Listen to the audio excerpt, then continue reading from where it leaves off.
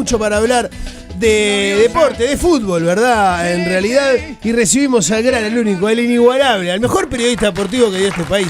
¿Quién es Roberto Moar? No sé quién es Roberto Moar. El señor Eduardo Ríos. ¡De los recreos! Muchas gracias.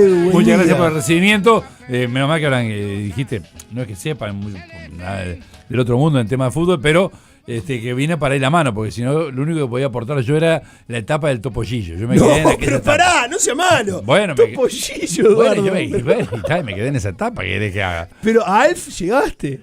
Pero ya era grandecito. Claro. Ya era. Con Alf ya era grandecito. Ya está. Vamos a dejarla ahí entonces. Vamos a dejarla ahí. Los brain rot no tenés ni idea. La verdad que no. No, genial. Pero bueno. Pero no importa, quizás alguno más chiquitito que tenés en tu familia lo no va a hay valorar. chiquititos todavía. No hay chiquititos, listo. Liberado entonces este problemón que tenés. Exactamente. Que tenemos nosotros los padres. Pero bueno, son Eduardo, reflejos de época. Quiero preguntarte. Eduardo, que estás con Eduardito ahí. Y estás con Eduardito ahí también. Lo tenés bien enfocadito. Está con el Hoy balde tiene un puesto. balde puesto. Está con el balde puesto. Lo he hecho. Fui Eduardito. Perdón, como muchos creen que Bielsa también tiene el balde puesto. Bueno. No sé si tenés alguna reflexión sobre todo lo que pasó en la conferencia de ayer. Bueno, a ver. Y digo todo porque fue 2 horas de conferencia. Seguro, a ver, indudablemente la gran expectativa, ¿cuál era? Si renuncia, no renuncia. Claro, ese era el gran tema. La desbarató de entrada, porque fue lo primero que dijo en cuanto al motivo de la conferencia, que era para tratar de explicar, de hablar, de dar la cara un poco por el 5-1, y que obviamente iba a seguir al frente de la selección. Una conferencia estilo Bielsa, donde no se habló mucho de fútbol en sí, en definitiva. Fue más reflexivo que futbolístico, ¿no? Sí, donde volvió a pasar facturas de situaciones que se generaron, por ejemplo, en torno al tema Suárez. Habló de un jugador, de un exfutbolista como Arevalo Ríos, que criticó a la selección y él también pasó factura. Criticó a Torreira. También por esa carta que publicó elogiando al maestro Tavares. Pasó unas cuantas facturas. Lo más preocupante, me parece a mí, para los dirigentes de la Asociación Uruguaya de Fútbol, es que confesó que en estos 2 años no logró llegar al grupo, que no tiene una buena relación, y que dijo que si los jugadores tenían algo para decirle, que se lo dijeran a él, pero que él reconoce que no le llegó al grupo y que su forma de ser, que es tóxico, que es pesado, que cuando llega él genera tensión, tiene que ver con todo esto que decía en cuanto al relacionamiento. Entonces la preocupación que me queda es, desde el punto de vista de los dirigentes, si escuchan, como obviamente escucharon todo esto, ¿cómo se cambia, cómo se mejora, cómo el propio Bielsa puede mejorar esa situación de cara a la Copa del Mundo? Eduardo, es un tema de liderazgo en definitiva, ¿no? Y en parte, toda la conferencia se trató de eso. Y ¿sabe lo que sucede, Paula, también? Que, cuando se fue a buscar a Bielsa, todo el mundo sabía, cómo es la forma de ser de Bielsa. No hubo sorpresas. No hay sorpresas en esto para mí. Pero por ejemplo, Edu, yo lo decía hoy temprano. Había una movida política para ir a buscar a Bielsa que significaba una demostración de que Alonso tenía la capacidad por encima de los demás de traer un técnico fuerte a nivel mundial, ¿no? Sí, y había, y económica también, bueno, ¿no? También. Había que desembolsar un dinero muy importante. Y en eso obviamente no hay ninguna responsabilidad ni culpa de Bielsa. Claro. El hombre lo va a buscar. Te ofrecen esta guita, agarrás o lo agarrás, claro, listo. Si te la aceptan, bien, y si no, bueno, cada uno sigue por su camino. Sí, pero cuando se va a buscar a un técnico, repito, que se conoce, que normalmente le ha sucedido en selecciones o en clubes, y capaz que más en clubes, que comienza muy bien, que sorprende en el primer año, pero que al segundo ya las cosas no caminan de la mejor manera porque hay un desgaste en la relación, bueno, sabías que te exponías a esa posibilidad. Y bueno, si te tirabas a la piscina, sabías que de repente capaz que no había agua, o que sacaban el tapón y el agua comenzaba a irse. Y era un tema. A mí me queda siempre la impresión que los dirigentes, cuando van a tomar alguna decisión, tipo nominar un técnico o sacar un técnico, me parece que ven solamente siempre la parte positiva y no se plantean el escenario negativo. Claro. Entonces, cuando está el escenario negativo, decir, bueno, a ver, ¿qué pasa acá? ¿Cómo vamos a proceder? ¿Lo bancamos contra viento y marea? ¿Le damos para adelante sí o sí? o mejor no nos metemos en este baile porque nos vamos a comprar un problema. Hoy estamos en la segunda, me parece, ¿no? Hay una cuestión, y es que por más que estamos clasificados al Mundial, y no es poca cosa... Era más fácil quedar adentro que afuera, pero ¿no? hoy en día, bueno, está bien, pero en esta clasificatoria, era más fácil, está bien, había muchas chances, pero estamos adentro, eso es un hecho. Pero los últimos resultados han sido malos. Entonces Muy vos malos. tenés un técnico que confiesa toda esta falta de liderazgo, que es en definitiva el problema que tiene, de relacionamiento, de llegada, etcétera, con el agravante de que viene yéndole mal en los últimos partidos. Claro, Entonces, ¿por qué sostener? ¿En base a qué? ¿Viene haciendo un buen proceso? ¿Hay buenas expectativas de lo que puede llegar a generar? Claro, no? es decir, la proyección, la Exacto. verdad, no es positiva. El fútbol es muy especial y a Totalmente. veces sorprende, pero en definitiva esa proyección no es positiva porque además, ¿qué pasa? Yo creo que además la dirigencia del fútbol uruguayo falló en aspectos claves ya en el trato o en la incorporación de Bielsa en aspectos fundamentales. Por ejemplo, yo creo que la AUF cerró los ojos a una situación que había sido muy positiva y muy favorable para el fútbol uruguayo, para la selección, que era la forma en la cual se había trabajado en las selecciones juveniles. Donde había un proceso que la verdad marcaba competitividad para los juveniles y una incorporación lenta, paulatina, pero natural hacia la selección mayor. Eso se cortó, porque Bielsa tenía otro proyecto, no miraba de esa forma. No era por ese lado.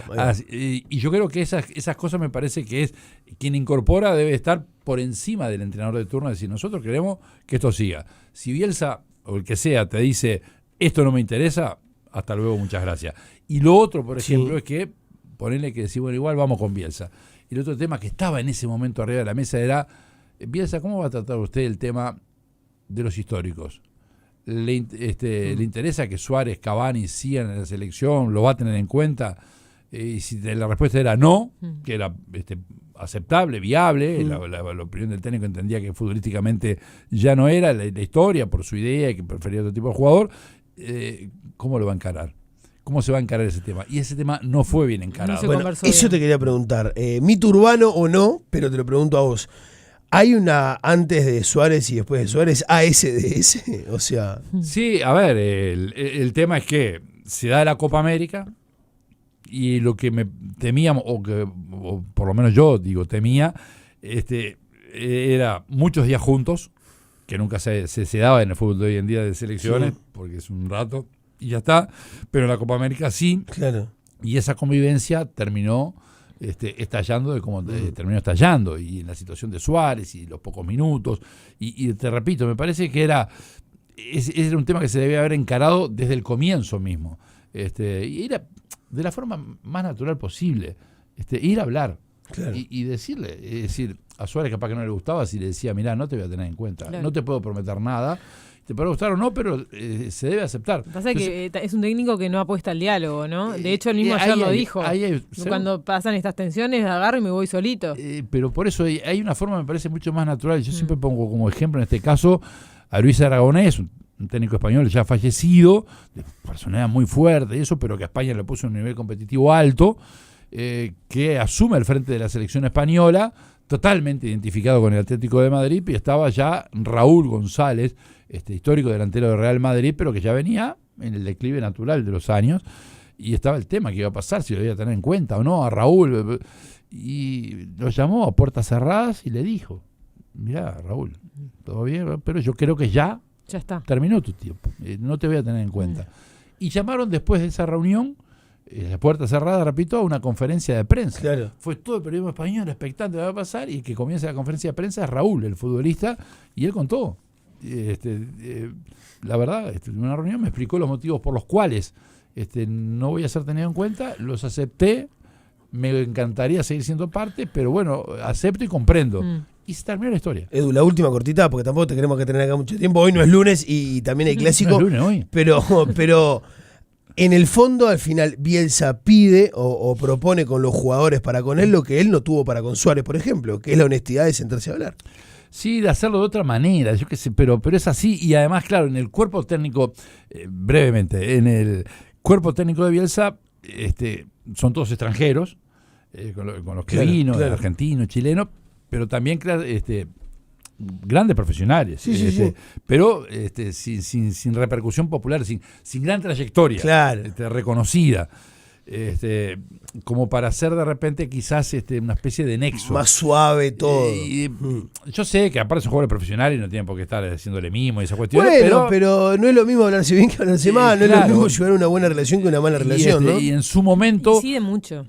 por ejemplo, me vi muchos años atrás, pero Uruguay tuvo un técnico histórico, que fue Dino Viera, que marcó escuela en Uruguay, en Brasil, mucho tiempo, y fue el técnico designado por Uruguay otras épocas, ¿no? Está claro, pero bueno, técnico designado por Uruguay en la Copa del Mundo de 1966. Pero Dino tenía la costumbre de no ser ese técnico, como se denomina, paternalista, de mantener una distancia con el jugador, y era una especie de gran teórico, revolucionario de sistemas del fútbol a nivel internacional, pero incluso él muchas veces no bajaba a la cancha. Él prefería ver el entrenamiento de afuera y el que trabajaba era su asistente. Claro. Estoy hablando hace mucho tiempo, mucho tiempo. Sí. Y entonces no tenía... Y en el cuerpo técnico de la selección uruguaya, ¿quién estaba? Un hombre afable, cordial, componedor de grupos, campeón mundial con Uruguay, el técnico campeón mundial con Uruguay en 1950, el inolvidable Juancito López. Y él era el que cumplía De nexo, que funcionaba de nexo, claro, de estar, y si de repente un jugador estaba enojado y él era el que lo bajaba a tierra. Claro. Existía eso en este cuerpo técnico, repito, sé que los jugadores incluso tienen una visión diferente, todo ha cambiado, Claro, pero no hay un nexo. No hay. Claro. Yo creo- Clásico, Sí, señor. primera llave, los primeros 90 minutos de todo esto maravilloso que va a ser la definición del uruguayo. Y llegan los dos, digo, más allá de lo que representa el clásico y todo lo que significa, llegan los dos con muchas más dudas que certezas, futbolísticamente hablando, no han venido jugando bien. Me queda igual la sensación que Nacional tiene, no más equipo que Peñarol, pero sí más recambio que Peñarol, me parece. Capaz que Peñarol llega más entonado anímicamente, pero sabe que tiene que tratar de sacar ventaja en este clásico del domingo. De ir preparado de otra manera para la revancha, ¿no? Pero en principio muy parejos. Totalmente. En principio muy parejos. Me parece que el último antecedente que hay en materia de clásicos difícil se dé como una victoria tan amplia como había logrado Peñarol. Pero bueno, habrá que ver. Charlaremos el lunes de lo que va a pasar o de lo que pasó en ese caso. Donde te escucho el lunes decirle que venga Roberto Moari, que le diga que es el mejor periodista. Pero estar ni ahí cerca, Eduardo, bueno. ni cerca, no te toca los talones, no te rozan los talones. Señores, 10 de la mañana, 26 minutos. Gracias, Edu. Abrazo Gracias, para Edu. todos. Buen fin de